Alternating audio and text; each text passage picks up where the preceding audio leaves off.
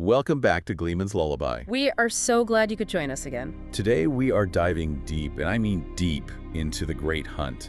We're covering a huge, explosive section of the book, chapters 34 through 38. And we're calling this one, very fittingly, Episode 7, The Black Wind. Oh, absolutely. It's the only name that fits. It really is. I mean, this stretch of the journey, it's the moment the pace just completely shifts. We were in a sprint, a determined chase, and now it's just a terrifying free fall. Yeah, the careful planning, the sneaking around Carrie-Anne, that's all out the window. It is. We leave all that political intrigue behind and plunge just headfirst into some of the most ancient and corrupted dangers of this world. So our mission for this deep dive is to really try and synthesize this monumental shift. We have to understand the terrifying lore of the ways and this thing called Machin Shin. And we need to track Padan Fane's accelerating, really unpredictable pursuit. And I think most importantly, we're watching this catastrophic convergence of all our characters, heroes, and villains all heading toward one place. Toman Head. Toman Head. It's been whispered about since the start of the quest, and now all of a sudden it feels like this magnetic point that's pulling everyone in. It's the inevitable destination. But before we get there, we need to set the stage. Because things have gone sideways, and I mean violently sideways, back in Carrie-Anne. They really have. Our main group, you've got Rand, Matt, and Perrin, the Sharons, Loyal, Verin Sedai.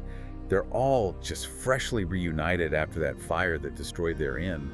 The pressure is just suffocating. It is, and it's coming from everywhere. We have to remember these huge, converging external pressures they're facing. First off, the Shan-Chan. Right. Their introduction wasn't just, a new bad guy. It was a fundamental shift in the whole world. Absolutely. The geopolitical dynamics just got thrown into a blender. And the sheer terror they inspire, it's rooted in this ruthless efficiency we saw immediately. They are organized, they are brutal, and they have these methods of control that are shocking even to people in the Westlands who've seen some things. The domain system, I mean, that is the ultimate symbol of that horror. It's all The enslavement of women who can channel, controlled by that silvery leash, the atom, it instantly establishes the Shan-Chan not just as invaders, but as a civilization built on a horrifying kind of tyranny. Spiritual, physical, it's all there. And it's something the White Tower, for all its own issues and power structures, never even conceived of. It makes them feel so alien. They are an alien threat, and they are now the dominant force on that coast. A new power player with horrifying tools. But the pressure on Rand's group is also so personal. I mean, they failed again. Yes. The Horn of Valere and Matt's dagger gone, stolen again by Padan Fane. But the emotional loss that really, I think, defines this section is the murder of Tom Maryland's companion, Dina. Yeah, that hit hard. It wasn't a death on a battlefield. It was a quiet, brutal execution in a city. It just shatters any illusion of safety. And wrapping all of this together, this chaos and loss, is the destiny that Rand is so desperately trying to outrun. We can't forget, Verin Sedai just confirmed it for them. The prophecy that Yeah. he's the dragon reborn. Exactly. So this isn't just a quest to get some stolen items back. It's directly tied to the fate of the world. They are threads in the pattern, and right now, those threads are being pulled incredibly taut. That's a perfect way to put it. Kyrian is falling apart, prophecy is demanding he act, and the villains are just getting stronger. So, where do we start? I think we have to trace Fane's movements first. His escape is what forces our heroes to make their own drastic choice. So let's start with part 1. Treachery in Carrie-Anne and the Waygate revelation. Okay, but before Fane, we have to talk about Tom. We have to honor his story here, his painful return to a life he thought he'd escaped.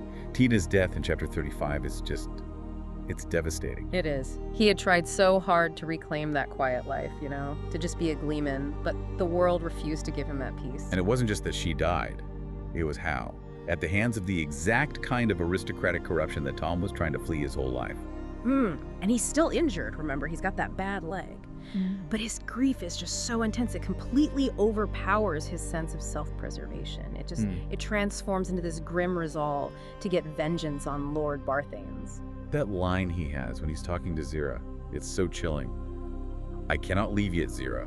I have another man to kill first. It's so profound, because it shows that Tom, the master manipulator, the man who prided himself on surviving by staying detached, has now willingly chosen this path of really self-destruction, all for love, for loyalty. He's forced back into the most treacherous game in the world. Dies Daymar, the great game of Carrion. The very thing he hated. He rejected that life, he was weary of it, but Dana's murder means the game has chosen him. It illustrates a crucial point of the whole series, really. In the face of the shadow, neutrality is an impossible fantasy. That's a luxury you can't afford. Exactly. The emotional bonds he formed, his love for Dina, they become his greatest vulnerability, and they drag him right back into the conflict he desperately wanted to avoid. So the moment he chooses vengeance, his personal fight becomes a political one. He's operating on that same treacherous level as the nobles who killed her. It's dark, but it's a fascinating pivot for his character. It really is. Meanwhile, the actual thief, Padan Fain, is moving with this perverse efficiency. He isn't just running, he's got a plan. He's calculating. He has the horn, he has Matt's dagger, and he is speeding toward the coast, right into the lands that the Shan-Chan have just occupied, specifically toward Fall. Fain's obsession is still Rand, right? But he's smart enough to know he needs backup. He understands power. He knows that just having the Horn of Valere isn't enough. He needs protection, he needs leverage, so what does he do? He goes to the biggest, baddest new power on the block. He aligns himself with the greatest military power available. He plans to use this legendary world-changing artifact as a literal treasure, a gift to buy influence with the Shan-Chan High Lord Tarak. Wow. That's Fain at his most dangerous. Yeah. Corrupted by the Shadow and Shader Logoth, but still thinking strategically. He's offering a divine weapon to the invaders, all in service of his obsession with tormenting Randall Thor. Okay, so that sets Fain on his path. Let's get back to our heroes. They're following the trail. Right, Rand, Matt, Perrin, and they're using Huron's unique talent, his ability to sniff out the scent of violence and dark friends. And that trail leads them right into Lord Barthanes' walled garden. The location itself feels like a massive clue. It is, because Loyal immediately recognizes it. For anyone who might not remember, Ogier Groves are these ancient places where the Ogier, with their deep connection to the earth, nurtured the land. They're intrinsically linked to the magical networks of the world. So the fact that Fain's trail ends here means he must have used something ancient, something connected to that old magic, to get away. Precisely. And in the center of the grove, they find it. A massive, moss-covered stone waygate, a portal to the ways. So this confirms it.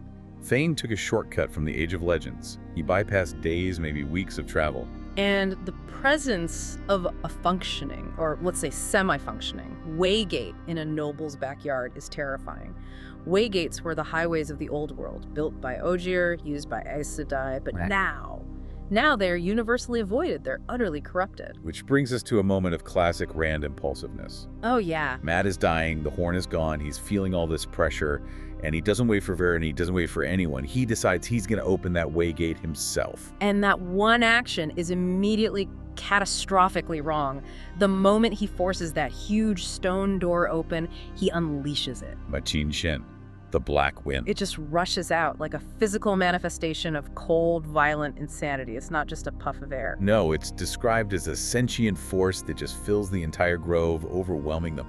This seems like the perfect place to pivot, because we have to understand what Machin Shin actually is. Yeah. Why it inspires such absolute terror in characters like Loyal and Intar. Let's do that. Let's dive deep into part 2. Machin Shin, the horrors of the ways, and Sanctuary. Machin Shin, the Black Wind. It sounds like something from a nightmare, a fable, but it's very real. What is its fundamental nature? It's absolute corruption given form. I mean, Machin Shin is not a creature in the way a Trolloc is a creature. It's a force of pure destructive malignancy. It attacks your mind, your soul. It brings madness, despair, and then a violent death. You can't fight it with a sword. You can't. The book is very clear on this. It says, no one can constrain the Black Wind to do anything. It's pure chaos and hatred personified. So if the ways were these superhighways in the Age of Legends, what happened? What turned them into these corrupted death traps? And this is where the lore connects back to the fundamental tragedy of this world. The corruption of the ways, and Machin Shin itself, it's all intrinsically linked to the breaking of the world. And the taint on Seddon. Exactly. The taint on the male half of the One Power. When the male Aes Sedai sealed the Dark One's prison, Saddin was tainted, and it drove every single one of them insane. That cataclysmic rupture of the pattern resulted in the decay of the ways, which were magically built and maintained.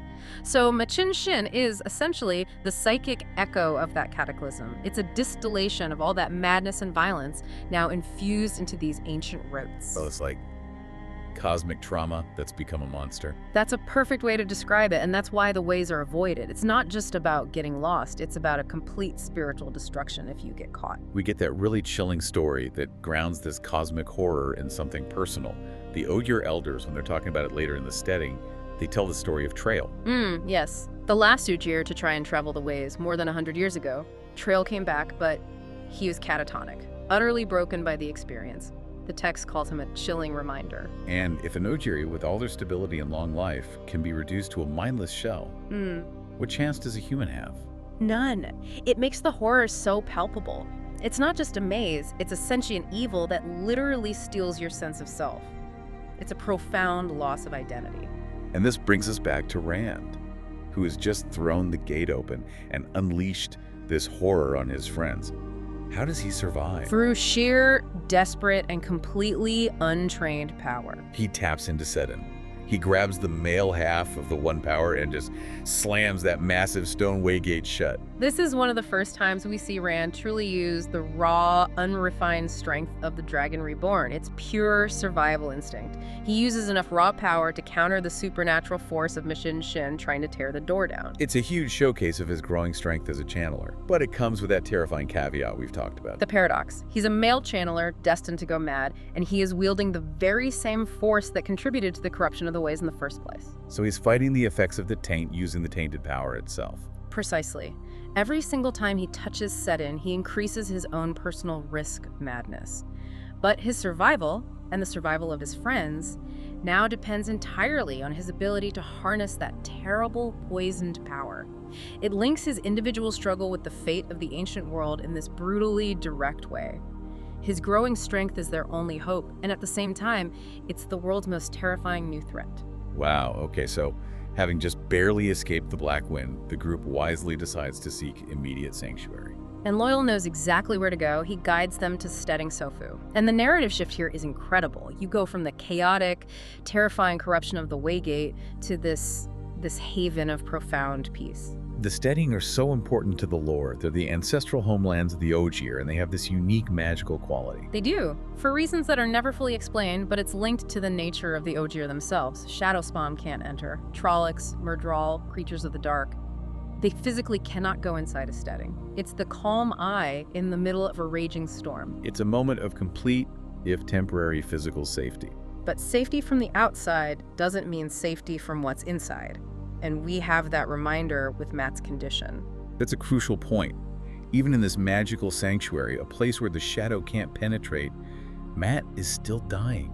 The sickness from the Shadar Logoth dagger is just relentless. It underscores that while the Steading can protect them from the Dark One, it can't protect them from the corruption they're already carrying with them. That artifact's evil is physical, it's like a disease. And their arrival also immediately shatters the peace. They run into a group of Ale women led by Urian. And the standoff is instant. It's so dramatic. The Sheenarans, who only know the Ale from the Ale War, they see them as hostile invaders. They immediately perceive a threat. And the Ale, with their fierce discipline, they prepare for a confrontation. You have swords half drawn, the tension is just thick. But then it's all neutralized by a higher law. An Ogier elder, Drolin, steps in and reminds everyone of the ancient pact. No fighting, no drawing weapons inside the Steading. It's this incredibly important piece of world building. It shows the immense cultural significance of Ogier neutrality. And the power of that neutrality. This is an ancient agreement, and it's powerful enough to make even the notoriously aggressive Ale immediately respect it. They veil their faces, which is a sign they're preparing for battle, and then they just back down. Because the law of the Steading is absolute. It's a stunning display of cultural discipline. And this whole encounter, of course, just intensifies Rand's internal identity crisis. Oh, completely. He's standing face to face with people of his own unknown heritage, the Ale.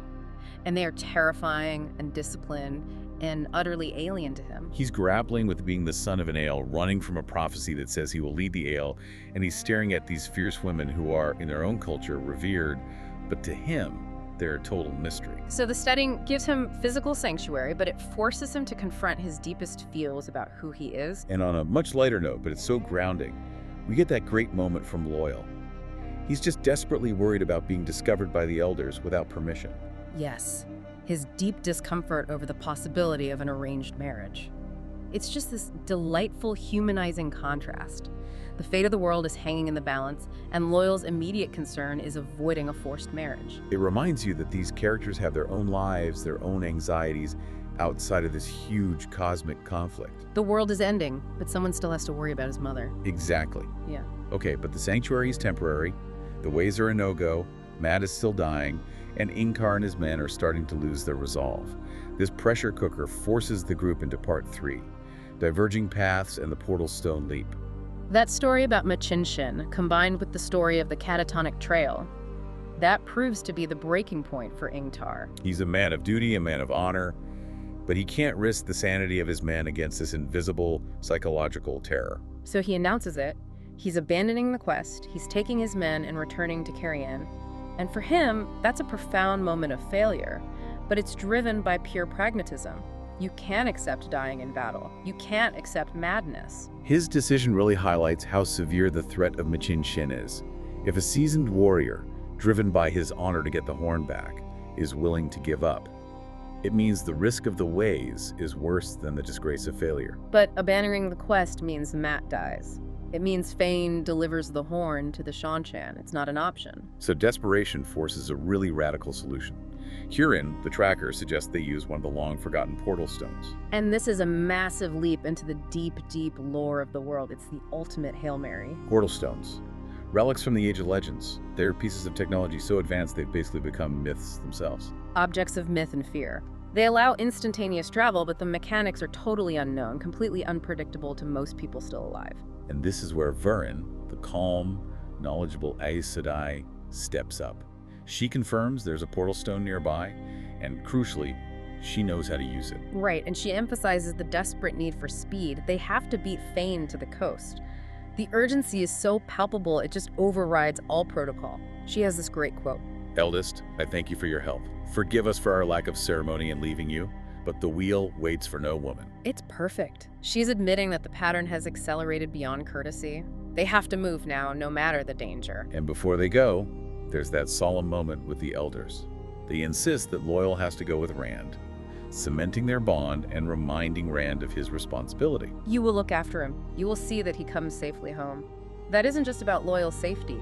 It's this ancient responsibility being placed on Rand's shoulders. It grounds his role as a leader. It gives him a personal moral obligation that balances the huge abstract weight of the prophecy. It's a moment of profound trust right before they all leap off a cliff together. So they find the stone. It's this massive, smooth structure covered in symbols. And Rand, who's already shaking from fear and that hunger for Sedan, he steps up, he touches the stone and channels. What exactly is a portal stone doing? These are not just teleporters, they are relics of lost knowledge from the Age of Legends. Portal stones are keys, symbols that allow travel not just between places, but potentially between dimensions, between different worlds, different realities, what the lore calls worlds that might be. So it's a symbol of infinite possibility held in a solid object. That sounds philosophically terrifying, to have to confront infinity just to get across the continent. And the psychological cost is immediate and devastating.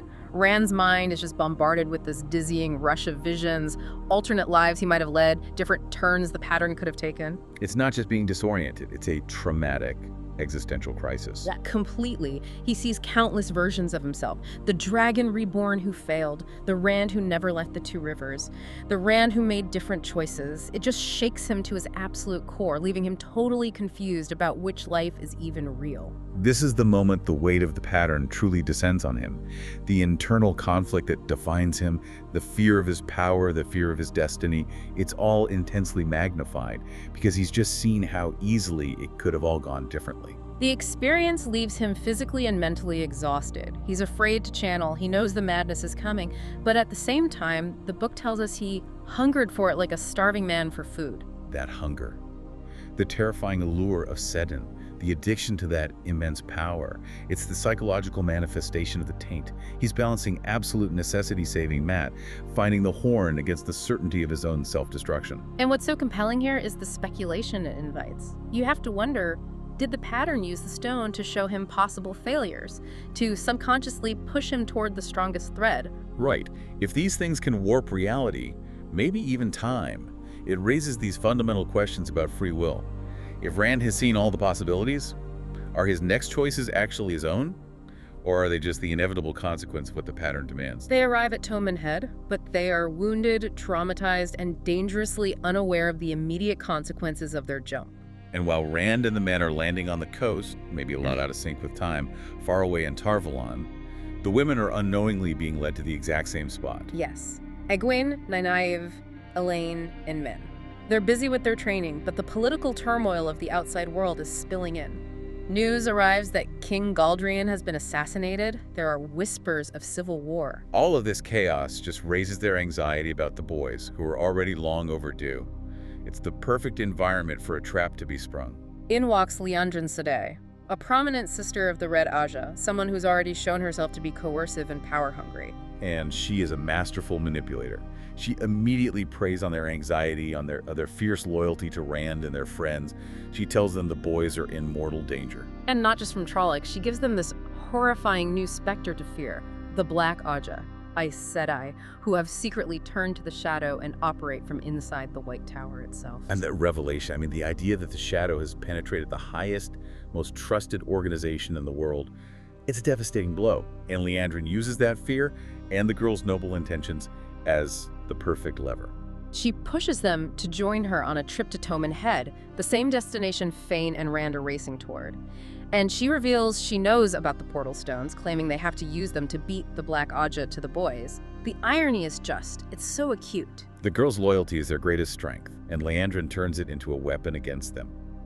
Their determination to protect Rand forces them to follow her, almost without question, despite the subtle sense of foreboding around her. They are essentially running directly into the path of the Shan invaders, the very people Fain is seeking out and Rand is about to confront. And they're being led by an agent of the Shadow. This decision ensures that every single thread, the main group, the antagonists, the Shan military, they are all about to collide, catastrophically, at Falme. And we know, devastatingly, that this decision leads directly to Egwene's capture, to her enslavement as a domain. It shows the immediate horrific consequences of trusting the wrong person in the tower.